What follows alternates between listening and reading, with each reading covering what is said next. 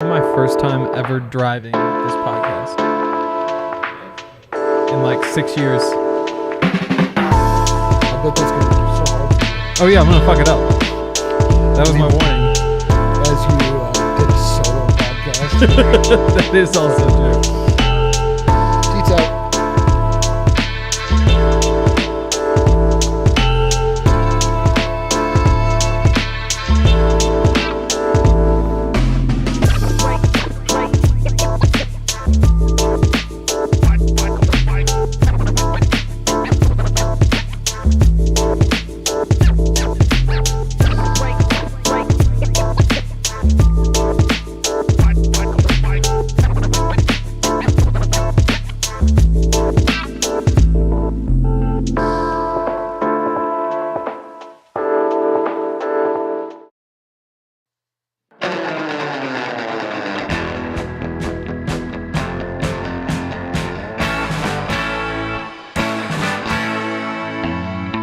Orange and blue sunset and mile high here in Broncos Country. Let's get ready to ride.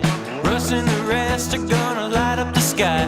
We'll break it down after the game with the guys. Hometown heroes with their own sports bar. The best coverage in Denver, don't go too far. Just turn on DNVR. We are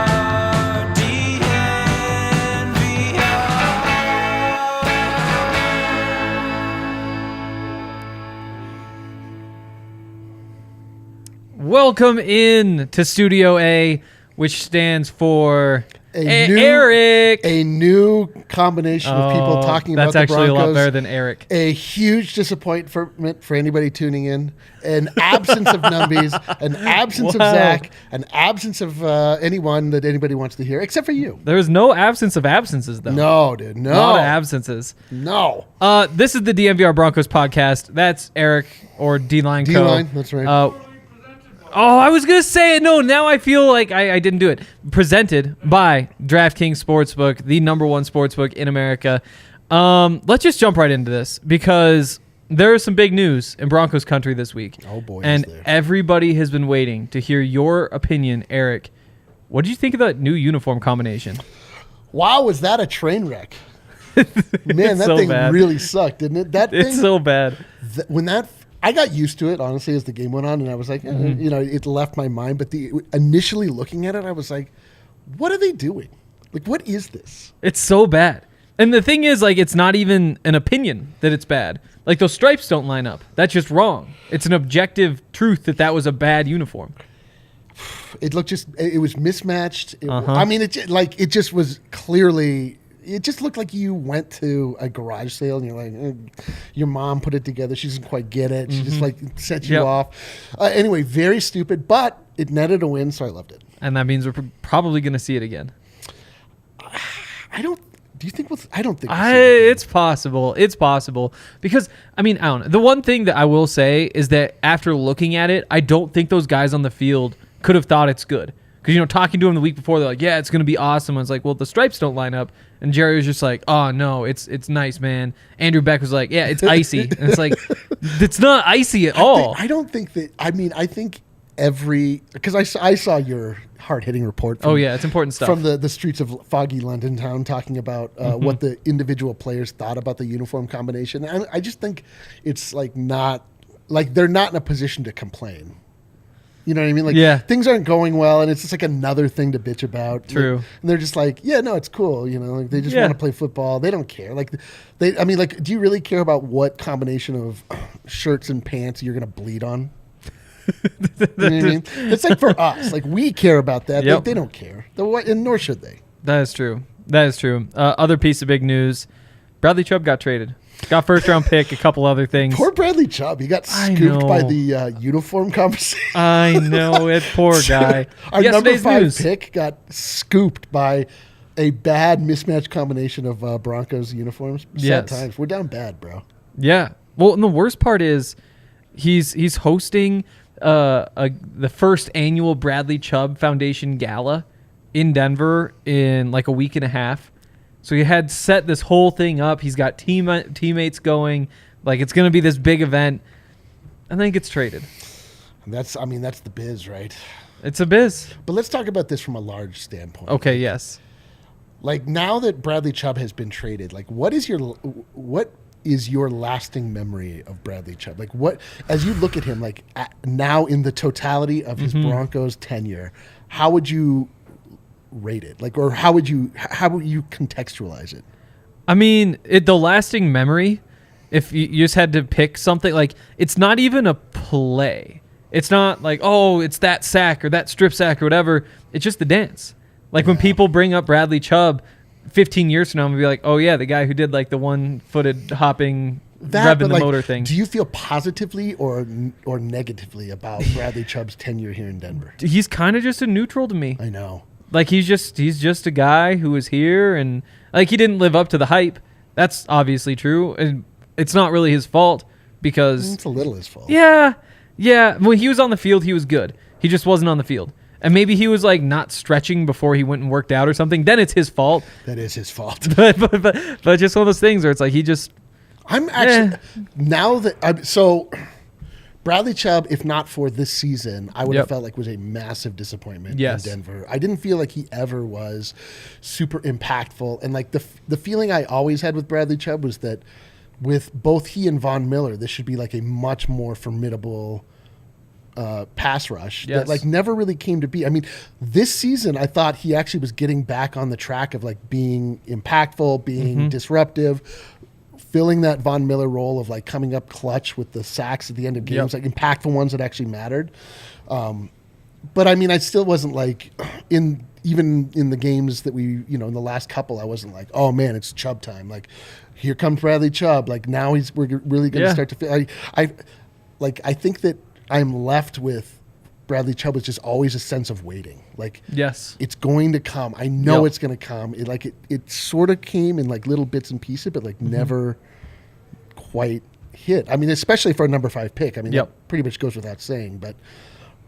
But I personally am shocked that they got a number 1 pick for him. Like, I can't believe they got a number 1 pick for him. So I think fair to say you're happy with the trade. I'm like.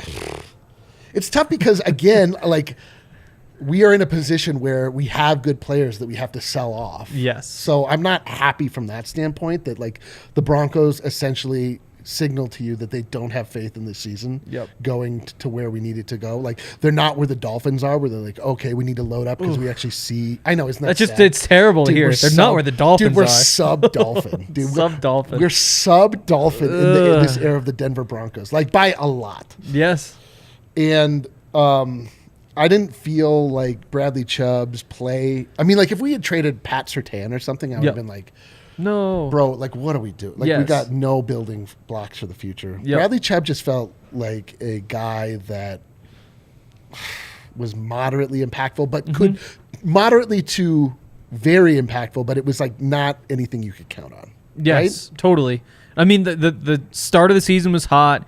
He winds up, I think he was second in the NFL with 5.5 sacks through 5 games. Didn't have a sack in either of the last 2 games.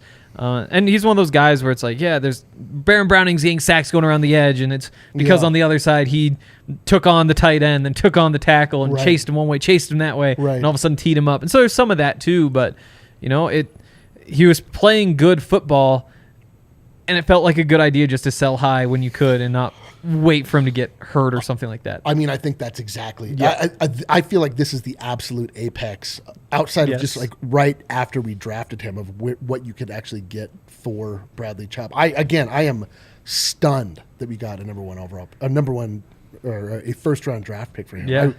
I mean, to me, it's like always very confusing the valuation that GMs and just the NFL in general places on players and draft picks. Like the value that GMs place on draft picks is like always ludicrous to me because more often than like almost always when you actually trace it back, we're like, oh, we got a 5th, a 3rd, a 5th, and then you're like, who was that? Nick Benito? Like what players did that turn into? And then like it's almost never on par with the players that you gave up. But I mean, we'll see. I mean if you look at it like critically, Bradley Chubb over his time here with the Denver Broncos only decreased his value. Like he started as a number 5 pick and he'll end as a number 25 pick or something. Like But all the same, like in the world of the NFL, that's actually amazing value. Totally.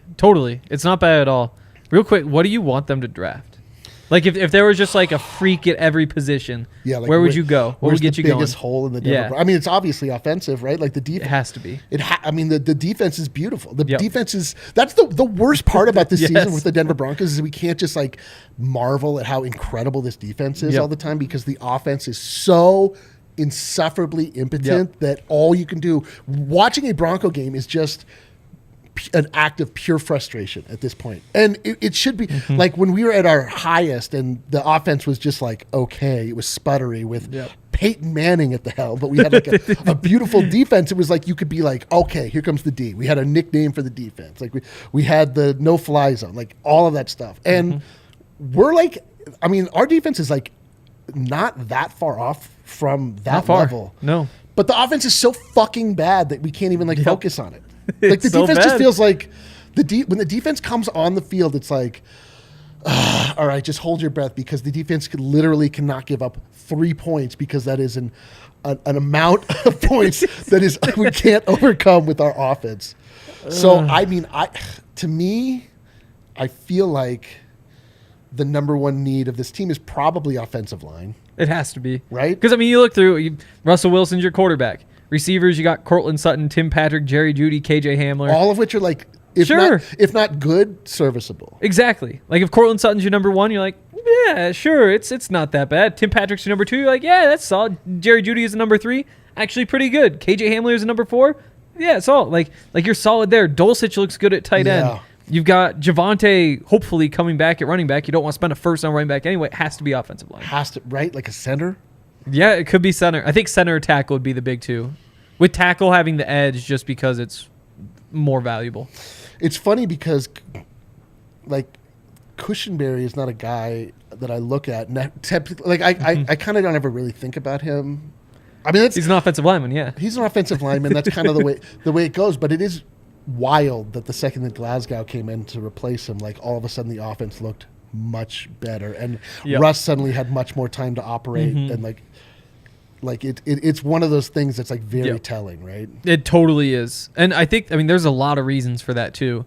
And there's so many times when I think a couple of weeks ago, at least, Pro Football Focus had the Broncos as like the number 9 rushing offensive line, number 4 passing offensive line. And you look at it and you're like, that's not true. Yeah. Like based on what? Based on everybody doing their job well, but nobody knowing what their job is. And so you wind up with linebackers who there's just nobody assigned to coming free up the middle. That's it, right? Exactly. And it's like, the center, the quarterback, somebody has to say, go block him. Dude, anytime that I sort of like go back and look at something like a play that went wrong for the Denver Broncos, it's always there's an offensive lineman just standing, looking both ways, like trying to figure out. Like they don't work well as a unit. Like there's not a lot of like covering the gaps. Like if somebody stunts and comes over from the other side, and there's like a more confusing pass rush, it seems to like confuse them and break them every single time. And that's where Graham Glasgow, just seeing a lot of football, might be able to go in there and, I mean, ideally Russell Wilson's able to say, no, you block him. But if he's not going to do that, and Lloyd Cushenberry's not going to do that, Graham Glasgow should be able to do that. And I don't think he's going to be a step back in terms of just the pure blocking ability either. Now that you've had like a lot of time to just like talk about, like since you talk about this team every day. Oh, yeah.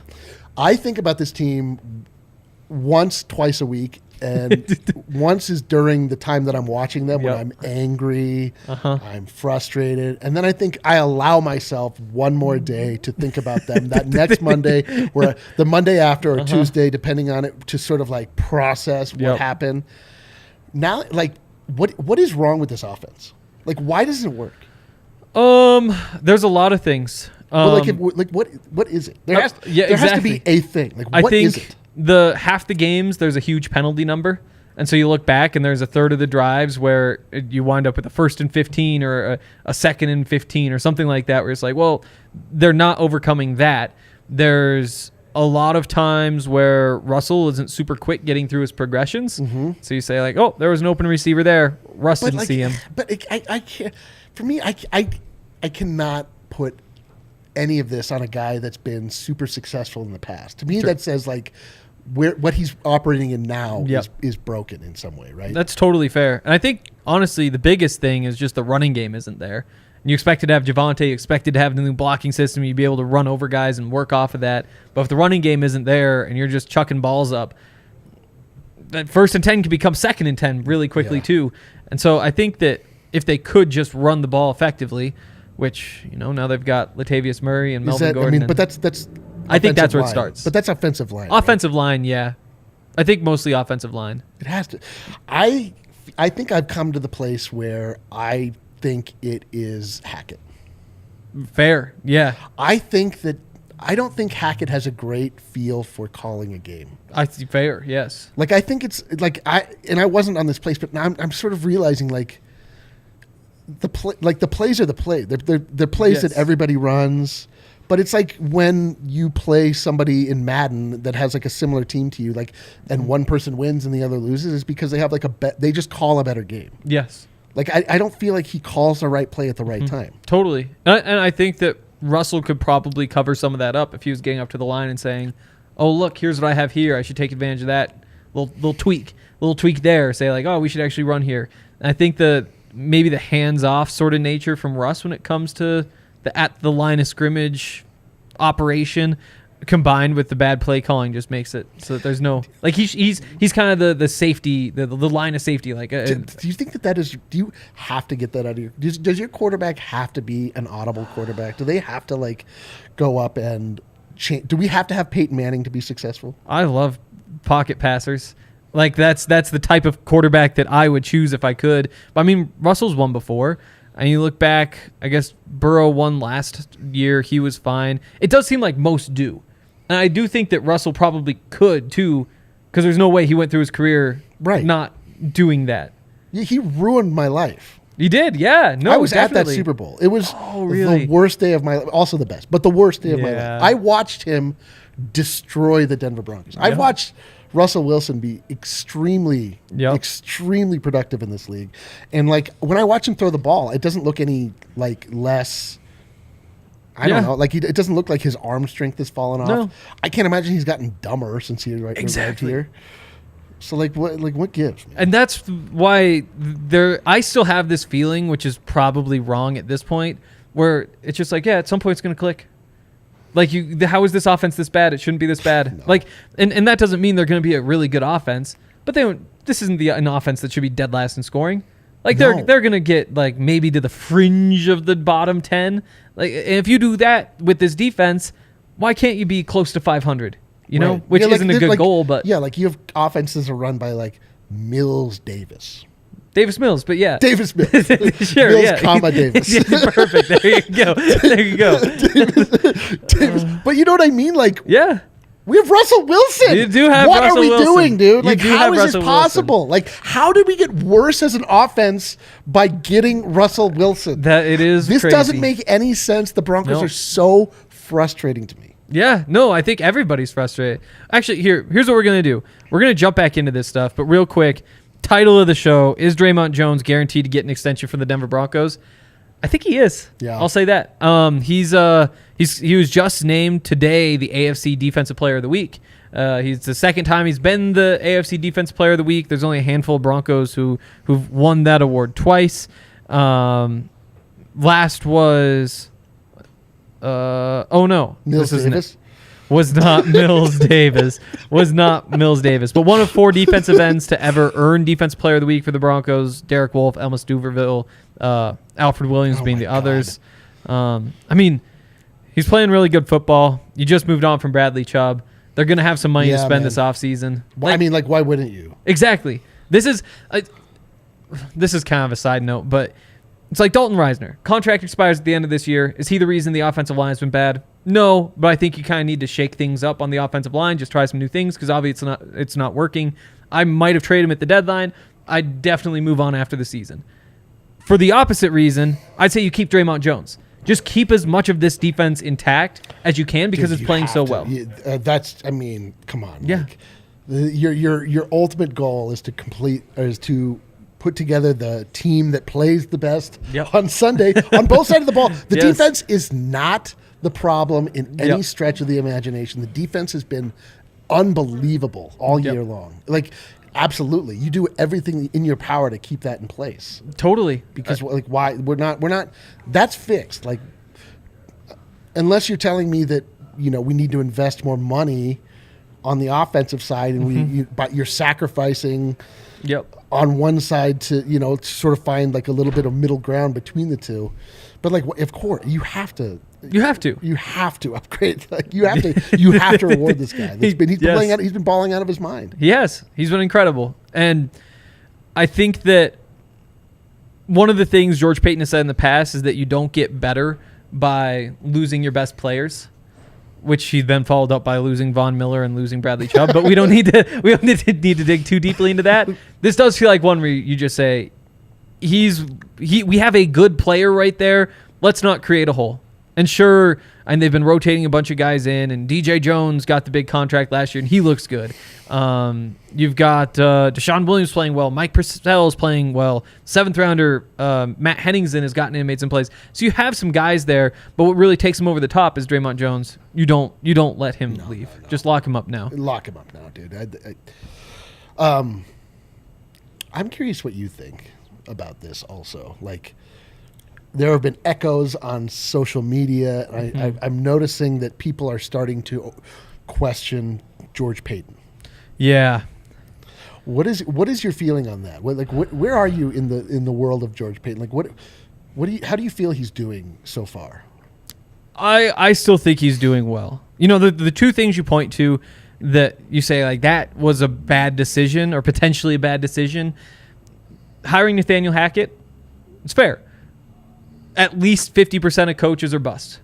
And that doesn't excuse it, but I think that it's one of those things where just screwing that one up once doesn't outweigh all the good things that have happened. The other one is bringing in Russell Wilson. Who wouldn't have taken that deal? It's not like he went out and said, like, oh, I'm gonna heat check. We're making this massive trade for Russell Wilson. No, everybody said that you should make that deal. And he did it, which is actually good work on his end to get it done. And so far, it hasn't really panned out. I don't hold that one against him. And then you just look at the draft picks that he's made. And the spots on the roster that have been disappointing. Receiver. Is receiver going well? Not all that well, but he didn't draft Jerry Jeudy, who isn't playing great. He didn't draft KJ Hamler. He did extend Cortland Sutton and Tim Patrick. I think those are good deals. I think that's solid. Running back, he brings in Javonte Williams. Great. Offensive line, could he have done more? Yep, and that's probably number 2 on the list of things that I'd say you have to do better. He also brought in Quinn Miners, who's your best offensive lineman with a 3rd-round pick last year. Dulcich is playing well at tight end. Baron Browning, a late-round pick who now looks like he's the reason you're able to move on from Bradley Chubb. Hasn't done a whole lot to address inside linebacker. Jones Griffith hasn't worked out. Alex Singleton for a $1.3 million deal. He's been good. He's been good. Drafts Caden Stearns late. Picks up Pat Surtain. Like, I think that there's a lot to look at and say he did a lot of things well, but maybe the biggest moves he's made aren't great. And I'm willing to excuse the Russell Wilson trade. What do you think? I'm actually very surprised by this narrative. To me, George Paton is somebody that's actually not afraid to take a big swing. Yep. And I thought acquiring Russell Wilson was incredible. That's every offseason, everyone's like, oh, just go get this guy, get this. We just need to trade for this quarterback, blah, blah, blah. But those moves never actually happen.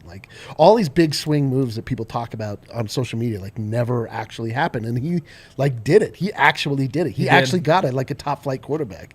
The Nathaniel Hackett thing, I don't know.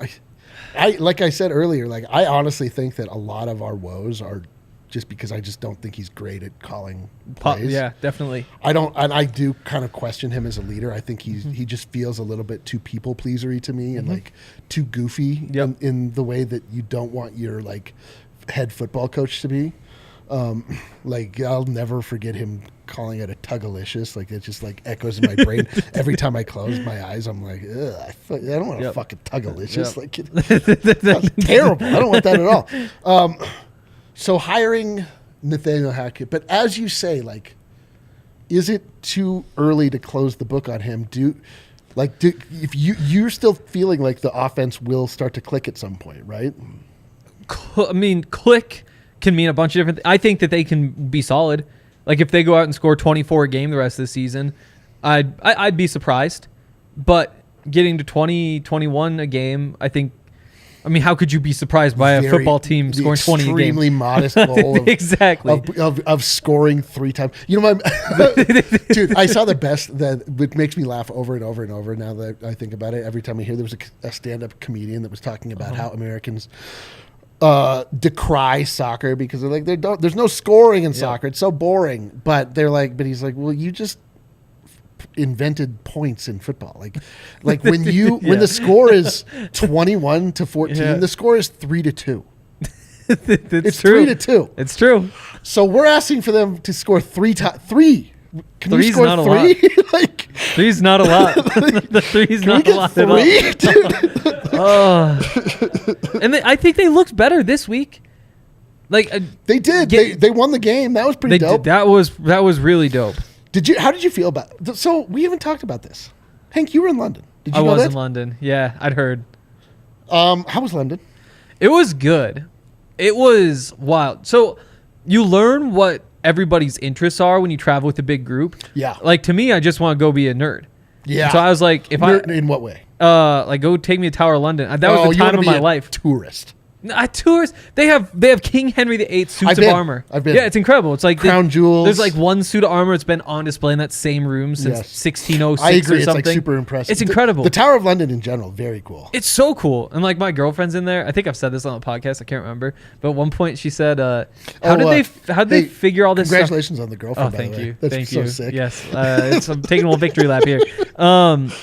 But she said a whole bunch of times because she didn't really grasp it. She's like, how'd they figure all this out? It's like, nobody figured anything out. They just never forgot. Oh. They've known for forever that this was built in 1060. Yep. That this guy lived here and they were because they've just been in the same place. Like nobody ever came and was like, oh, we took it over. Yeah. Time to figure something. No, they've just known. Yeah. No ancient aliens involved. Exactly. It's not like here where it's like, what was happening in 1060? You're like, let's dig through some artifacts. We wiped out the history of a whole people. Exactly. Hey, let's transition to a new topic. Exactly. It's like we dig up these things. I think they use stones to do this. Like there's no figuring it out. And that's what's so cool. They've documented it. Yeah. Exactly. Well, so tell me about football culture in England. Weird. Yeah. Weird. Like I think it took us maybe 2 hours to see every NFL jersey. And so they're just like walking around wearing whatever. It's like Premier League fans here. Yeah, exactly. You just pick one. Yeah, there's no reason. Right. Nobody has a reason. It's not like, oh yeah, my uncle's from Colorado. No, your uncle's from maybe Northern Ireland. Right. Like no one there has been to Cleveland. Yeah. So I'm like, oh God. I think my favorite story that I heard from somebody I talked to was that they just turned on a game and the Broncos were playing, and he thought, oh wait, I remember the Simpsons made a joke about the Broncos. Yeah, now here they terrible, are. Yeah. That's my favorite team now because the Simpsons had referenced them. Yeah. I was like, see, and that was one of the like strangest reasons for sure, but it was all kind of along those lines where it's like, well, the first Super Bowl I watched was John Elway. It's like, oh, there you go, Broncos fan. So having been there now, do you think that city would be an appropriate place for the NFL to look to annex to? I kind of do. Yeah, right. Which like 6 months ago I would have said, no, it's a bad idea to do anything like that. But also, they could support a team for sure. Yeah. People were starting to like football there. Yeah. And how could you not take advantage of that? Like it just seems like it would make a lot of sense. Now some of the logistics would be tricky because that's a lot of flights to London. Like soccer squads fly all over the world to play each other, right? They do. I was thinking about this. Like, wouldn't it make sense to maybe, if there was a team in London, they play the first half of the year, all home games, and then the second half of the year, all on the road. So they're just like, they don't fly back and forth the whole time. It's like their bye week divides home and away. And then from that point on, they're just in Jacksonville for a week or Denver for a week. And, That's not a bad idea. See, the one I've always heard is they just have a home base and maybe DC or something. And so they practice there They probably do training camp overseas just to like build fan support over there. But for the most part, they just work out. They do all their OTAs there, and then for games they fly out. I know, but like you were just on that flight, right? It's rough. It's rough. But you know, like if you're a multi-billionaire, you wind up buying like a jet that is the nicest jet to go across there. A cushy jet. Exactly. Everybody has like a bed on there, so you don't worry about that. They probably hire like a team of scientists to figure out what the best way to travel team of is. Scientists. Yeah, that's because that's what our best and brightest should be doing. How do we get a football team to fly to Europe and feel good when they get there? So I mean, there's ways to do it. And before I would have said no, it's a bad idea. And there's still the problem: who wants to sign up for that? If you get offered $15 million a year to do that or to go live in Miami, how do you turn down Miami? Bro, I mean, like, but because London's better? Yeah.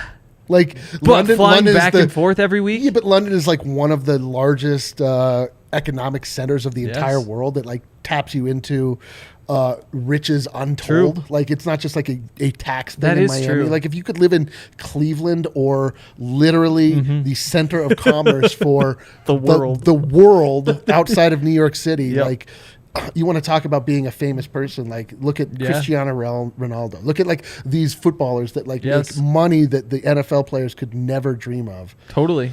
I don't really buy that it's Yeah. like it's. I mean, although I will say that, you know, in the NBA, Toronto is not a place that NBA players like to live. But True.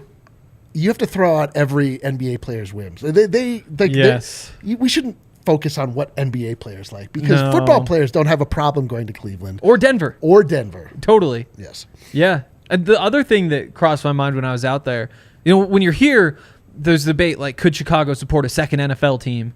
Could New York support like a third team in New York City? Like, could another team go to Texas, or is there just not enough fan support?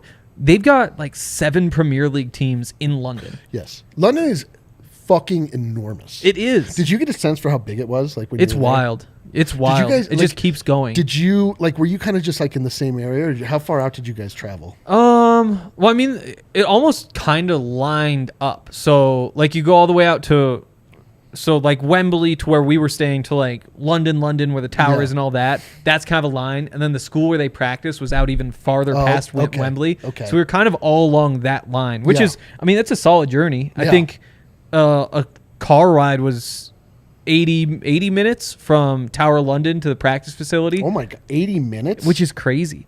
But that was like 20 minutes past Wembley. Wait, is that in the metric system?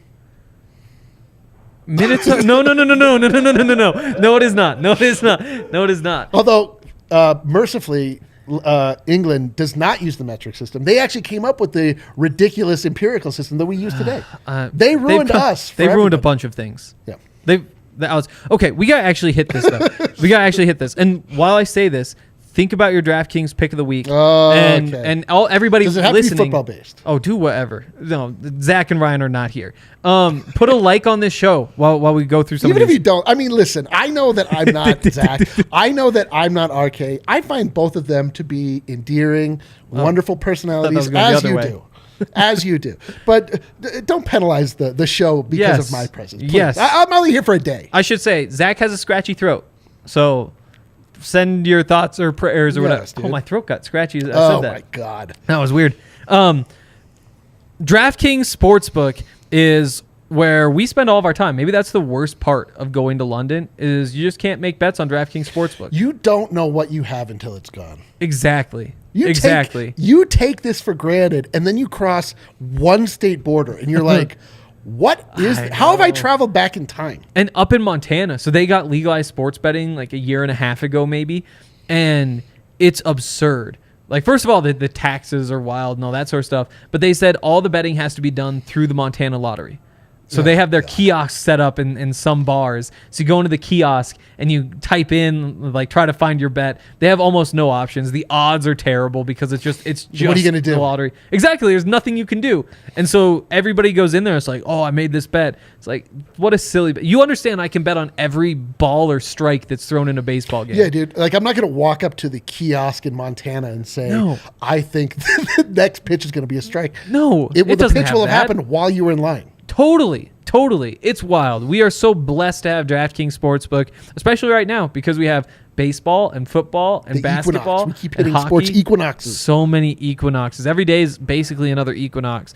So make sure that you go and download the DraftKings Sportsbook app. Use the code DNVR. And if you do, you can make any $5 bet this week. You'll get $200 in free bets if your team wins. That's only at DraftKings Sportsbook with promo code DNVR. Minimum age and eligibility restrictions apply. See show notes for details. And now it is time for our DraftKings Sportsbook Oh, boy. pick of the week. I'm going to bet. Okay, so tonight, you may, if any of you know me, you may know me from such shows as the DNBA or the DNBA show, the DNVR. You know what it's called? Nugget show. Well, it has like 8 names. That's the problem. That's the confusing part. So typically, I'm focused on the Denver Nuggets and their exploits. And the Denver Nuggets recently lost to the Los Angeles Lakers. It was one of the worst days of my life, but they were in Los Angeles the night before. And they succumbed to what is widely known throughout the NBA that LA nightlife is undefeated. Yes. So next, let's see. So you need to just bet on the Nuggets to win the next game, dude. They're playing. Let me see here. Next, they play -6 against the Thunder. They're playing the Thunder. Bet heavy on the Denver Nuggets to come back out and right the ship. I like it. Against the Thunder. They historically struggle against the Thunder. They historically struggle in ways that are comical and also need to be thrown out because there's a whole new era. It is a whole new era. That is true. Here's what we're going to do. We're going to take Davis Mills, friend of the show. Mills Davis, over 1.5 touchdowns tomorrow night against the Eagles. The Eagles? Plus 195. Almost 2-1 odds on a quarterback to throw 2 touchdowns in an NFL game. I mean, I got burned by Russell Wilson, betting on that with Russell Wilson every game so far. Yeah, well, that's why we're taking Mills Davis this time. Right. This might be just me getting a little bit too greedy coming back from not betting in England, but 2-1 odds. Can't pass it up. There's your DraftKings Sportsbook pick of the week. Also, want to remind you guys about Breckenridge Brewery. It's another great reason to be in America instead of in London. You get Breckenridge beers all over the place. They're in more than 30 states now. You can figure out where you can pick up any Breckenridge beer near you, whether it's the Orange Crush Broncos Hoppy Pale Ale, Broncos Country Hoppy Pale Ale. Unbelievable. I've been gone for too long. Dude, who are you? Vanilla Porter Jr. Yes. It's now Vanilla Porter Jr. season. It's crazy. As soon as the Nuggets get back, you're like, oh yeah, I could drink a porter. Isn't it hilarious that like literally everyone only refers to it as Vanilla Porter Jr. at this point? VPJ. It's not actually called Vanilla Porter Jr. It's honestly just called Vanilla Porter. It is. I love that guy so much. That's the other worst part about being in England. You can't watch the Nuggets. That reminds me of being in Denver. Good point. But whatever beer you want to try, you should check out the beer locator on Breckenridge Brewery's website, breckbrew.com. It'll tell you where to go to pick it all up. Remember, supporting our partners is the best way to support us. Jesus. Whew. You're fumbling over there. Is this how this normally goes, where you guys just fumble through ads? And Oh, me, yeah. But I usually only have one of the 3. Oh, right. So it's like, I get to do whatever, be dumb and lean into it. Also, sign up to be a member. I've got my game grades from this game coming soon. I still haven't rewatched this game, but soon it's work week. This is a bye week, but Zach and RK are taking their vacation, so it's like, have fun on the bye, guys. I'm holding it down. But tomorrow I'm going to really dig in, get those game grades up. Those are always a lot of fun. Well, not always. This week, a lot of fun. They won. Yeah, this is the one you want. All the other ones are game grades. They're like report cards you would hide from your parents. Exactly. This is one you put on the fridge, maybe. Report cards from DNVR employees. Oh, Maybe if we all just kind of brought some of those back, I think they'd be pretty similar. I'd love it. I'd love that. We should. That'd be a fun segment Fine. for the off season. But yeah, sign up, do all that stuff. You get discounts at the bar. It's cheaper to go to the tailgate. Yeah, Buy those tickets regardless. Truly, if you come into the bar, 15% off your whole bill every time.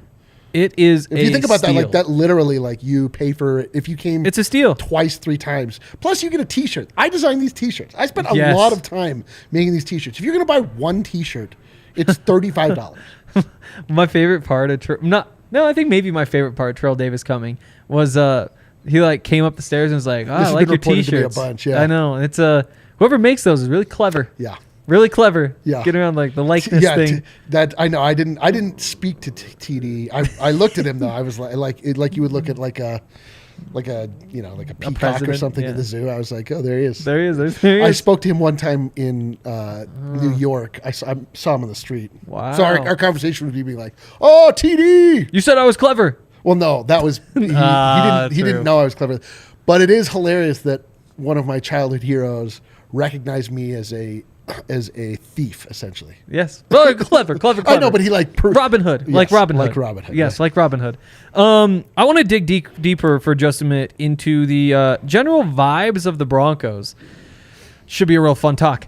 How I don't want to just say like how are you feeling about this season, but have your vibes rebounded at all in the last couple of weeks? Because to me, at least, it felt like there was a shock early on that they were this bad. Yeah. Now it's like, okay, here we are. Get a win. You're 3-5 going into the bye. Maybe it's not that bad. Yeah. I still don't know. I don't feel like I still know this team. Yeah. Like, I feel like they are confusingly impotent. Yes. Like, like me. It's like, why is that working out? But like, also, it just like you. I mean, it just seems like it just every week. I'm like, all right, it's going to click. Yeah. I know it's going to click. But I do. I mean, obviously, we came in to this season. We're like, oh my God, dude! Like we're entering a golden era in Denver. We have Jokic locked up. We have Nathan McKinnon locked up. We have Russell mother effer Wilson coming into town, and he might be the best one. Yep. Yeah, he's not. He is not the best one. He is not the best one. Nope. To this point. I've readjusted. I mean, obviously, disappointment comes from expectations not being met. True. So this season to this point has been wildly disappointing. It's felt like a monumental failure, but it's also been it's come with, like we said earlier, the defense has been very impressive. So it's hard to be mad, like completely and fully and totally at the Broncos for being inept. But man, what they do on offense, the amount of penalties that they rack up, and just like the times that things happen where you're like, bro, what are you guys doing? Like, you cannot be kidding. You cannot be serious. You just got another false start penalty, like in this position on the field at this place in the game. You guys just like got another like procedural thing, like stuff that feels like very much like it's coming from the coaching staff. Stuff that's like they're not ready, or everybody sort of feels panicked all the time, and so they're like not really, acting like we know that they're able to. I mean, overall, the vibes are way down. Like they are, we are experiencing low V here in Broncos Country, which I was not expecting at all. I hate that I've kind of already moved off of the Broncos mentally, and I'm already into Avalanche and Nuggets season. But I also feel like the Broncos can win me back pretty easily because the Broncos are my number one love in life. Yeah.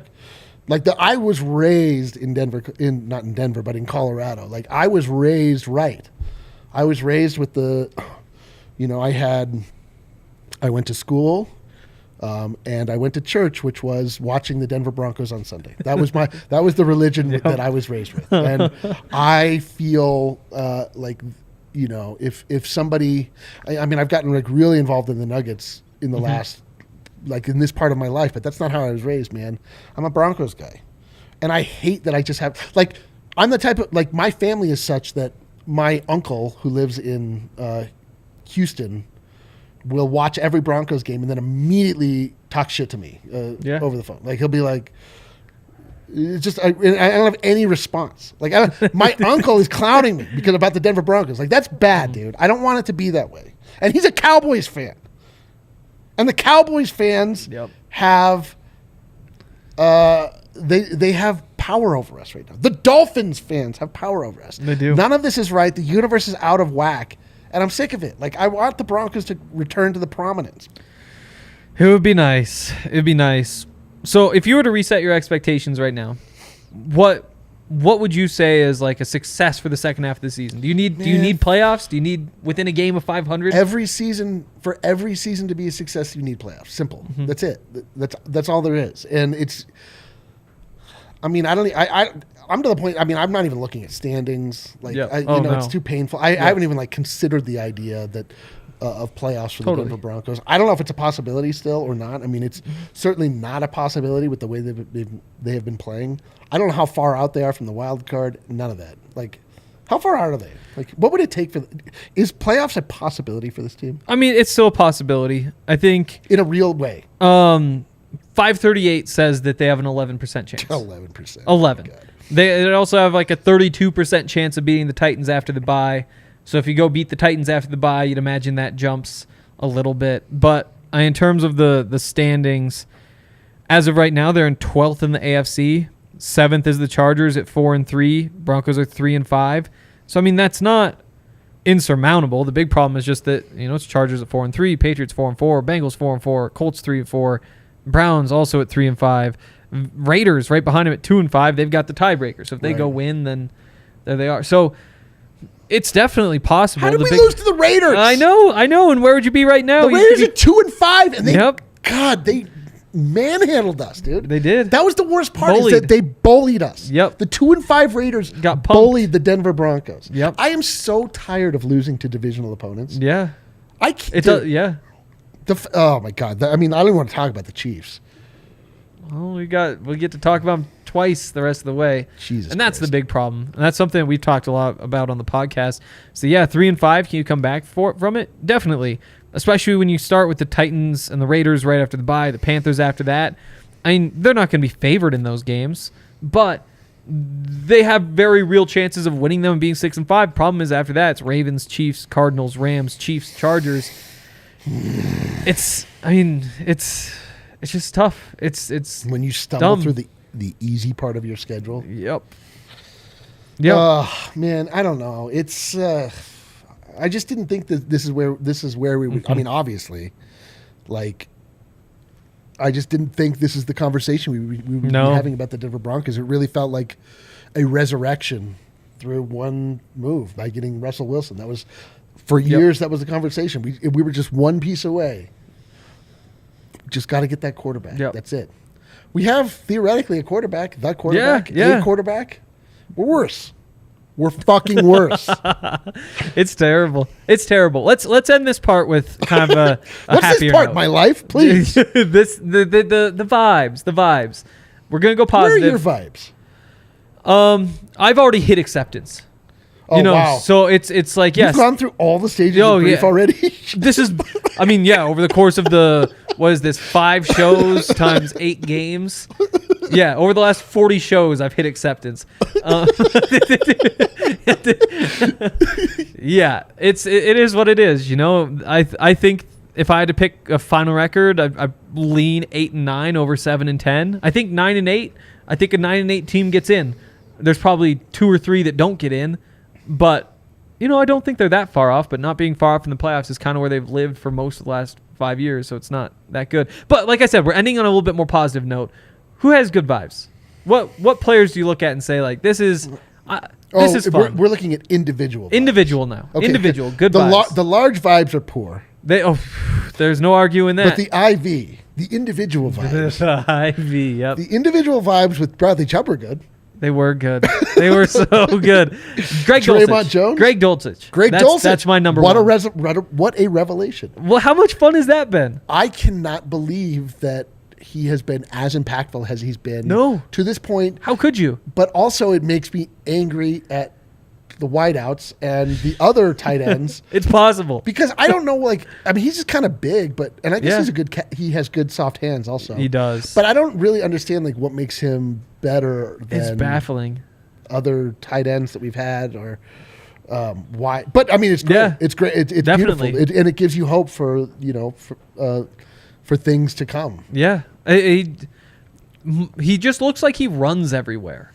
To me, I think that's what it is. He's way bigger than I thought he was. He is big. And I used to make fun of him, not to his face, obviously, about the shorts he wears at practice. Oh. There's little tiny, pulled all the way up. You're just he'll do the socks almost up to his knees, too. It's okay, you just want to be the 80s. I mean, come on. You should watch him during stretches when he's just flipping his hair. You know what the problem is? Flipping his hair and putting the helmet on. Yeah, you know what the problem is? Huh. He's too pretty. He might be. He's way too pretty. I saw him in the mall. Nice. I was like, hey, go Broncos. This is before the Broncos season started, so I still had hope. Yep. I was like, man, that guy's really too pretty. Yeah. He's got like eyelashes. Oh yeah, he does. I brought those up. But but he's a bruiser. He is deceptively like powerful. Mm-hmm. And Zach got in trouble with him in his like introductory press conference because I think Zach asked, how do you get open so much? Or so, it was something about speed, something derogatory towards his speed, because the GM had been saying he's fast, the Hackett said he's fast, but the 40 time did not indicate that he was fast. Right. Again, you look back at what he did at college, and it was a lot like this last game. You're like, oh, you just got open down the field. And I think a lot of that comes back to just running everywhere. Like it does. There's guys who sometimes don't run, as crazy as it sounds. It's like, yeah, we're going to be nifty and get in there and make our breaks. Just say Jerry Judy. Yeah, that's Jerry. but he just like sees open space and runs to it and gets open. And it's 3 games. He's improved every game, and he was good that first game. So he's great, man. I mean, truthfully, he's easily one of the bright spots for this season. Easily. What are other bright spots that you have? Quinn Miners. He gave up a bad sack in the last game, but that's the first big mistake he's made this season, I think. Yeah. You have a really good guard. And what is that worth?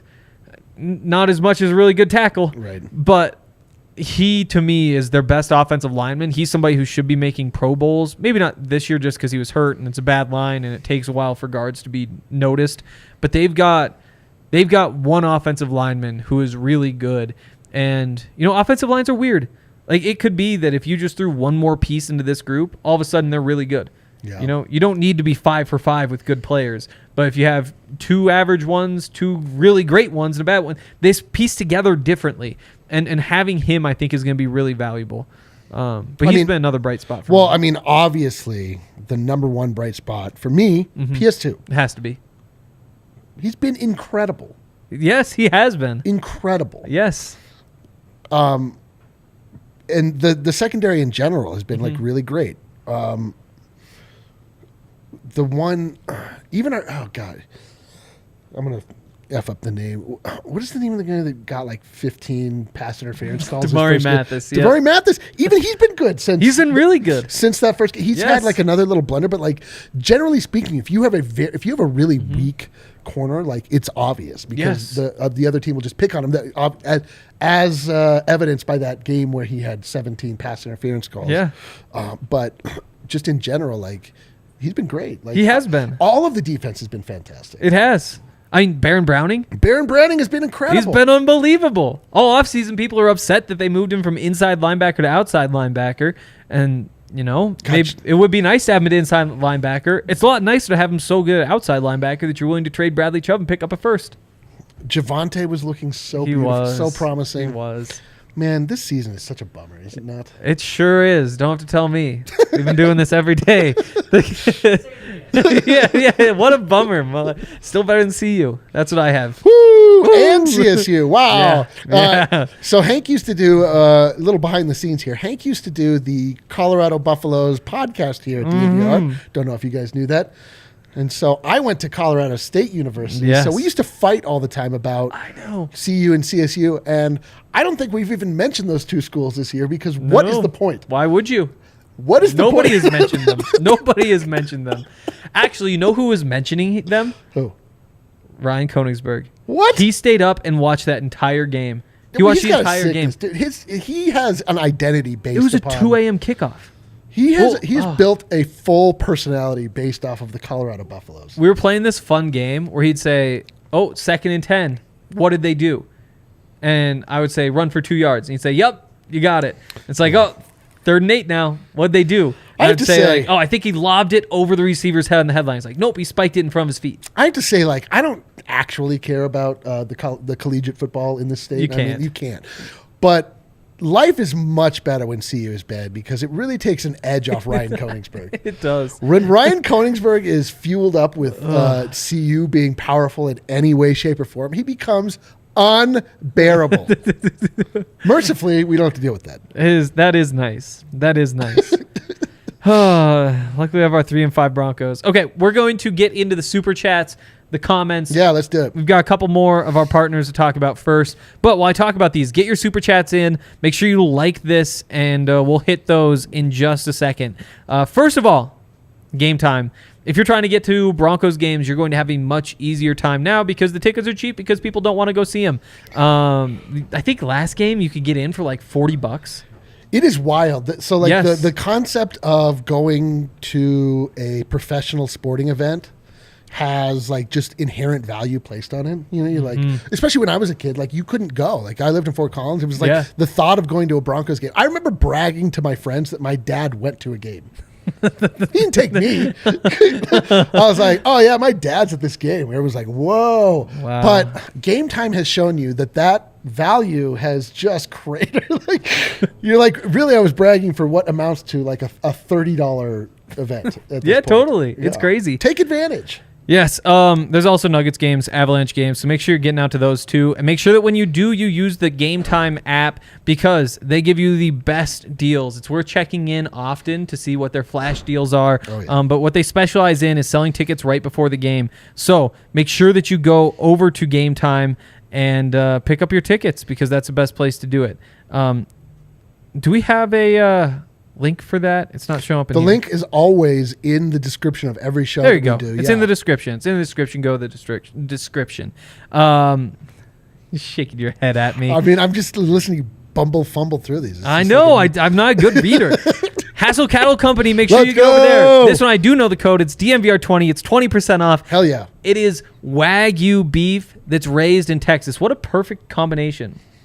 It is the craft, the attention to detail, Yes. the history and the quality of Japan So true. mixed with the rough and tumble, take no guff attitude of Texas. Together, it brings you high quality beef at a regular Yes. price. Yes, exactly. They call it blue collar Wagyu because it's Wagyu beef. It's top shelf, but it's also affordable. They have a bunch of different products. They've got all the different cuts of steaks. They've got the beef sticks. They've got the jerky. They've got Franks and burger, all that. And like I said, you can get 20% off at hasslecattlecompany.com. And if you use the code DNVR20. And if you get an order over $250, the shipping is free. So this is worthwhile. I do this. I gather groups of people to make beef orders. You do. And then I've been known to travel with boxes of beef and deliver beef like the beef fairy to people around the office. If you want to be like our beef fairy here, then get on over to hasslecattlecompany.com. All right. Let's hit the super chats. Kale, we got any super I chats? think we have one. Hell Let's yeah, dude. go. This feels like a one super chat It show. does. We earned this one exactly. Yeah, this is the Broncos show. This is the Broncos. Yeah. Ryan's in Belgium. Zach's throat tickles. Yeah. Vote off screen. Very just confused seeing these two combination of people talking about sports. A handful. This is the Broncos show. Yeah. This is the DNVR Broncos show. We should start a new show. Yeah. We can get our one super chat. Oh, here it is. Edward Keating says, me and the family are moving to Colorado on December 17th. Hell yeah, welcome. We are moving into Littleton. Can't wait to come to the bar and watch Bronco games. Hell yeah. Denver Broncos for life. I love that about you, Edward. This is we got one. I feel like we got one. got one, baby. A new bar regular. Here's the thing, like when you move to Colorado, you're going to hear a lot of people complaining about transplants. It is true. It's a number one complaint, I feel like, for people in Colorado. I'm from Colorado. Here's the thing. If you move to Colorado and you actually want to be part of Colorado, you are so welcome. Yes. We want you. We want people to come and be Coloradans with us and enjoy the Broncos. But if you come and like bring your own thing and like you want to turn Colorado into California, you can get the F right out. You can F right off. But if you Perfect. come in and you want to cheer on the Denver Broncos and take on like our misery and our plight with us, we love it. Come, be one of us. But don't come out here and try and be somebody like a little annex of the place that you left. Exactly. Come be Colorado with us. We've bro. got a couple more comments. Mile high till I die. My boys, how many weeks of job security do you think Hackett got himself for winning the Jags game? Dude, he's got the whole season. I think he's got the whole season. And honestly, you can't fire a coach midway through his first year. Yeah. I mean, we've talked can't, about like- before. There's been one coach who got fired this early in his time with a team, and it was, I believe it was Marv Levy? Or is he the TV guy? I like Steve that Reese-Tarvey. he's looking at me like I have this. Who does answer. Monday Night Football, or did? Is that Marv or Steve? Oh, Marv. Okay, that's And Marv. Marv did NBA, and then he got There we go. And then he got in trouble for biting a prostitute. Anyway, go ahead. That's right. That's what it was. So I believe it was Steve Levy. For the true? Bills. It was somebody who was in their third stint with the Do you Rams have because they any were very good. information on They this? were third stint with the Rams because they were very good. Got fired in the preseason, and that's the only time somebody's been fired this early as a head coach. It's not going to happen, I don't think, at least for a while. You can't do it. It's bad juju. It shows instability in the organization. It shows a lack of conviction in your decisions. Like if you make a decision, you can't be the type of organization that will just pull. Over the course of a season, things change, narratives change, expectations change, and we've watched this with Michael Malone. Like, people get better on the job. Like, you get better, and if you believe that Hackett was the guy, you have to give him at least the runway to see his vision come into full focus. This wasn't his vision to have a completely impotent offense. You don't think so? Well, it may have been. I don't know. That'd be a I've bad never vision. spoken to the man, but if you fire him midway through the first season, that shows me that the Broncos are in way bigger trouble than we even think that they are. I agree. I do think though, if you wind up 3-9, 3-10, that's where the conversation comes in. That's losing 4 or 5 games in a row though, so that doesn't seem likely at the very least. In terms of coming back for next year, you've got to win 7 games. I think 7-10 is the minimum. For me, I don't think you can put just a hard number on it. It's sort of like you need to see promise. Yep. You need to see improvement. You need to feel like the team has a rudder. Right now, it doesn't. This is all again. I've spent a lot of time on these long season sports, the Nuggets especially, where people overreact to one game. And how was that Laker game? It really fucking sucked. It was atrocious. It made me want to kill myself. Why? Why did you bring that up? Oh, I was reading the tweets. Oh yeah, bad. Yeah. But the thing is that all you can ever hope for with those sports is just an indication that we're moving in the right direction. And the problem with the Broncos is that we're not getting any indications that things are improving, except for this last game where now you're like, all right, well, listen, if they can somehow cobble together another win, we can see Russell Wilson looking competent, having some time, the running game moving a little bit. Then it's okay, all right, we'll keep if he keeps earning little inches, you give him more and more. That to me, that's how it works. Yep. It's like CU this year, where I came in saying if Carl Durrell wins 4 games, he's safe. Jesus if he wins Christ. 3, I think there's a pretty good chance. Jesus but Christ. when you lose the first 4 games, although it's very, very possible that they still hit those marks, they were just so disgusting that you didn't have an option. No options. You didn't have an option. Nash Bronco says, hi, fellas. I just assumed this trade was happening as soon as the names of the teams vying for Chubb came out. We've seen through Paton's tenure that he runs a pretty tight ship as far as information goes. I really wanted to keep him, but that amount of return on an oft-injured player just doesn't come around very often. Like I tweeted, my heart hates it, my brain gets it. Yep. Time for the Baron Browning, Randy Gregory era. That's exactly it. Yeah, it's true. And the key to all this is just Randy Gregory getting healthy and staying healthy, which he hasn't done much in his career. If you have him, I think he's almost as good as Bradley Chubb. He's in that same tier. Whether you put one in front of the other, I don't know, but in that same tier. The thing is, he's just not healthy. And Baron Browning, a freak. Those two together, you should still have one of the best combinations in the NFL. Yeah. It'd just be really nice to have Bradley Chubb too. If you get a first-round pick, you don't have much of a choice at this point, though. Yeah. That's it. That's it. And that's ooh. Oh hell yeah, dude. Oh yes, that's top Stewart. Beef Fairy, instant classic. There we go. New name, Beef Fairy. I always thought of you as a little bit of a beef fairy. Well, I guess that makes us a pair of beef fairies. Oh, let's get out of here. Tomorrow we will have another guest. I think Jake Schwanitz is going to be on with me tomorrow. Nothing official yet, but no special guest. It's funny, I wasn't mentioned in any of the advertising for the show. That's true. Did we have advertising? I'm not sure. Usually Zach does the advertising. That's going to do it for today. Appreciate all of you for watching. Yeah, Make sure you thanks. hit that thumbs up on the way out. Again, and give a like for your feelings about Yes. RK Yes. and Zach and Hank, whatever. But don't like it based on this show. This was a subpar show. We know that. Oh, definitely. We knew that coming into this. I'm not playing my role. I am not. I'm like Aaron Gordon last year. But like it for Zach. Like it for Numbies. Like it for RK. I'm supposed to stand under the rim and just dunk the ball. Unbelievable. Now I'm here on point. Bad idea, but good idea. Like the show, and we'll see you guys tomorrow. Let's go.